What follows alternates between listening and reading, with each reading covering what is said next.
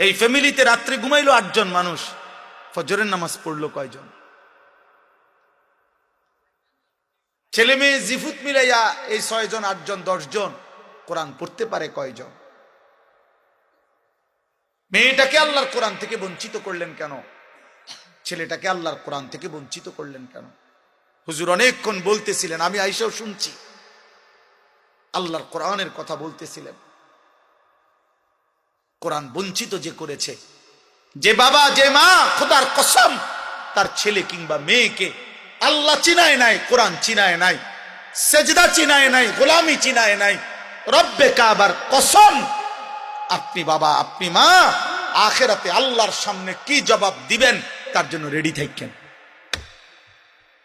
Building এর হিসাব নিয়ে যাইয়েন, প্রত্যেকে কবরে পুরা বিল্ডিং এর সিমেন্ট কত, বালু কদ্দুর, এরপরে মিস্ত্রি খরচ কত, সেন্টারিং এর বাঁশ আর কাঠ খরচ কত গেছে, এটি হিসাব নিয়েন। আল্লাহ জিভুতের লাগিয়াই করছি, এই যে করছি 300 বস্তা সিমেন্ট, মোট 6 টন রড, এরপরে দিয়া বালু 30 গাড়ি, সিলেকশন বালু 2 গাড়ি, এই যে আমার ভূতের লাগে এডি করছি।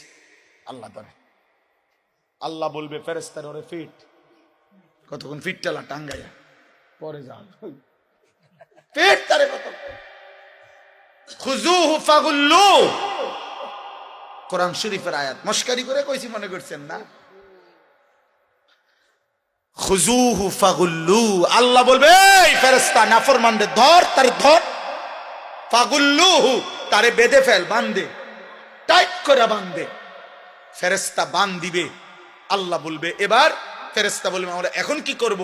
সুম্মাল জাহিমা সাল্লু, ওরে একটা লাথি মাইরা জাহান্নামে মার, ফালা মার, লাথি মার, এক লাথির লগে যাতে জাহান্নামে গিয়া পড়ে, মার, ছুঁড়ে মার, মার, উড়া মারবি, উড়া, পায়ে হাঁটতে যাইতে দিবি না। সুম্মাল জাহিমা সাল্লু অর্থ কি? পায়ে হাঁটা, ওরে মার, ফালা ফালা, লাথি দে, লাথি দে ওরে। কোরআন শরীফের ডাইরেক্ট শুধু তরজমা, সুম্মা ফি সিলসিলাতিন যারউহা 70 জিরাআন ফাসলুকুহু, এটা ভয়ঙ্কর কথা।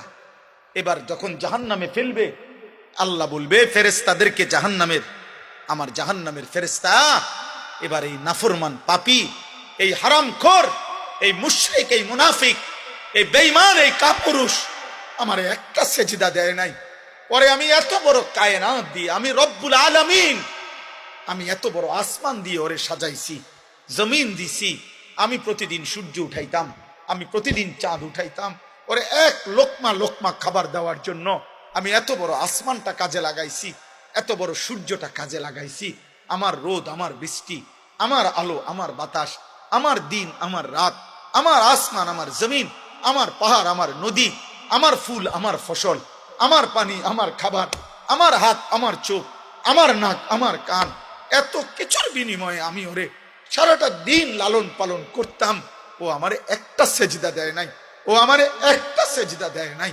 আল্লাহ বলবে ফেরেশতা ওরে 70 হাত লম্বা আগুনের শিকল দিয়া এর গলার মধ্যে লাগা, এবার ফাসলুকুহু, কুত্তার মতো, কুত্তার মতো ওরে পুরা জাহান্নামে ঘুরা।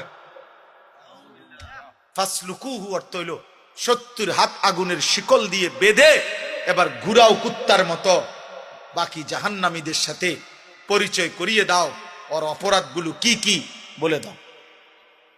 আপনাদেরই এক ভাই, হে জাহান্নামবাসী, উনিও আপনাদের মতো চোর আছিল, আপনারা উনাকে গ্রহণ করে নেয়, উনি আপনাদের মতো সুদখোর আছিল, উনি আপনাদের মতো মুশরিক ছিল, আপনারা উনাকে নেন, রিসিভ করেন,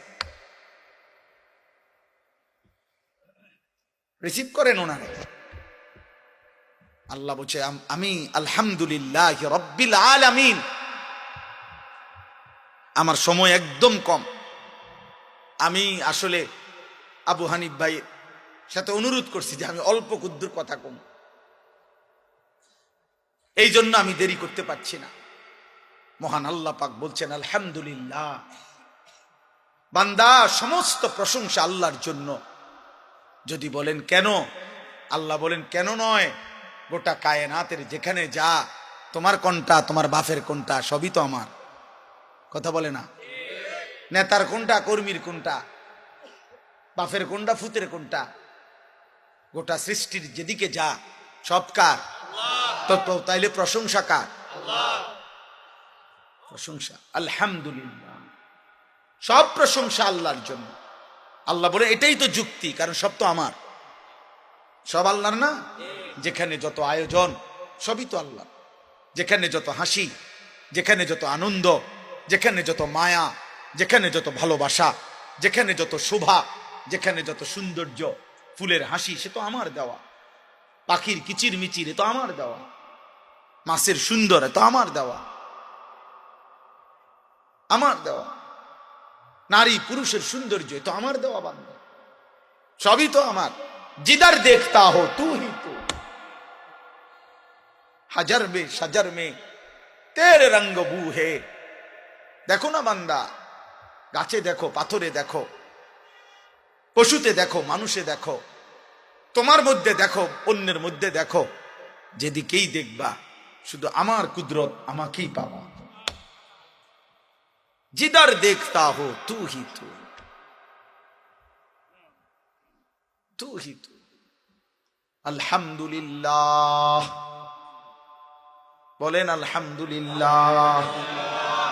মালিক খুব শুনতে চায় বান্দা, প্রতি সেকেন্ড তুমি আমার দেওয়া একটা একটা নিয়ামত, এক জাররা জাররা সব কিছু পেয়ে বান্দা আমি বারবার শুনতে চাই। তুমি যদি বারবার বলো আলহামদুলিল্লাহ, খাওয়াইছেন আপনি মালিক, আপনার শুকর। আপনি আমারে ঘুম থেকে জাগাইছেন, আপনার শুকর। আপনি আমারে ঘুম বন্ধ চোখ দিয়ে ঘুম পাড়ায় দিছেন, আপনার শুকর। আপনি আমারে পেশাব পায়খানার স্বাভাবিক ধারা চালু রেখেছেন, আপনার শুকর।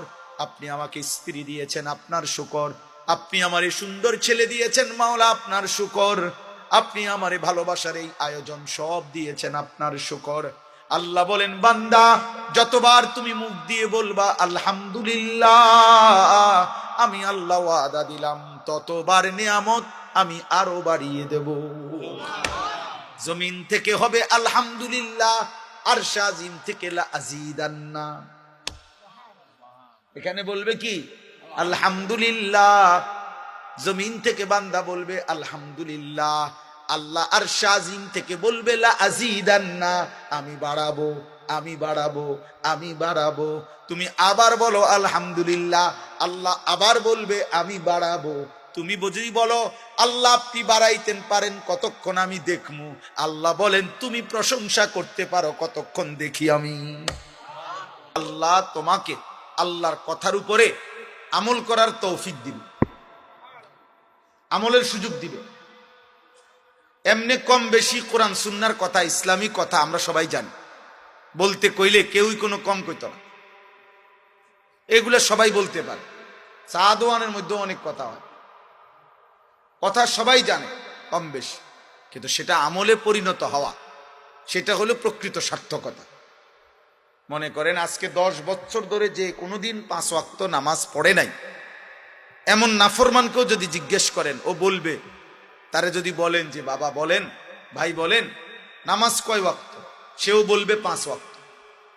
তাহলে এতটুকু কথা সেও জানে, কিন্তু এই জানাটা তো যথেষ্ট হলো না, আমলের তৌফিক হলো না। সার্থকতা কোথায়? আজকে 30 বছর ধরে যেই লোক সুদ খায়, এমন কোন মুসলমান সুদখোর, এমন হারামখোরকেও যদি জিজ্ঞেস করেন যে আপনি বলেন তো সুদ খাওয়া কি, তো ওই মিয়া কি বলবে? মুস্তাহাব। কি বলবে? তো তাহলে এতটুকু কথা তো সেও জানে, কিন্তু আমলের তৌফিক যদি না হয়, মানার তৌফিক যদি না হয়, তো এই জানার সার্থকতা। এই জন্য দোস্ত এটা জরুরি বিষয়।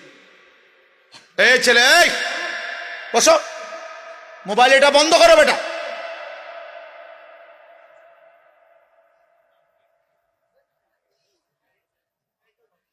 অতএব এটা জরুরি বিষয়। আল্লাহর কথা যদি আমলের তৌফিক না হয়, ফায়দা নাই, কোনো ফায়দা নাই। এই জন্য আল্লাহ ওয়াদা দিছে 2 শর্তে আমি আমলের তৌফিক দেব। কয় শর্তে?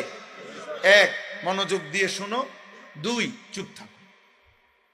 তুমি 2টা পূরণ করে দাও আমাকে, আমি আল্লাহ তোমার উপরে রহমত করব, মানে তোমাকে আমলের তৌফিক দিয়ে দেবো। গুরুত্বপূর্ণ। কেন আমলের তৌফিক হয়? মনোযোগ দিয়ে শুনেন। ওই বুড়া মিয়া দেখবেন মসজিদে জুমার নামাজের বয়ান হয়, ইমাম সাহেব বয়ান করে, উনি গাঁর ফালাইয়া এরকম করে, মানে জুরায়।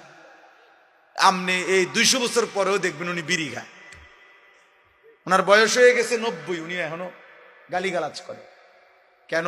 কোনোদিনও আল্লাহর কথা মনোযোগ দিয়েই শোনে না, যার কারণে হায়াত চলে গেছে লম্বা, কিন্তু আমলের তৌফিক হয়। গুনাহ ছাড়ার মতো হিম্মত আসে না। গুনাহ ছেড়ে দেওয়া এমনি কইলে হয় না। এটা কোনো তাবিজ না, আমি আপনার ফু দিয়ে দিলাম আর আপনি জোনায়েদ বাগদাদি হয়ে গেলেন। জোনায়েদ বাগদাদি নিজে কোনো ফু দিয়ে হয়েছেন?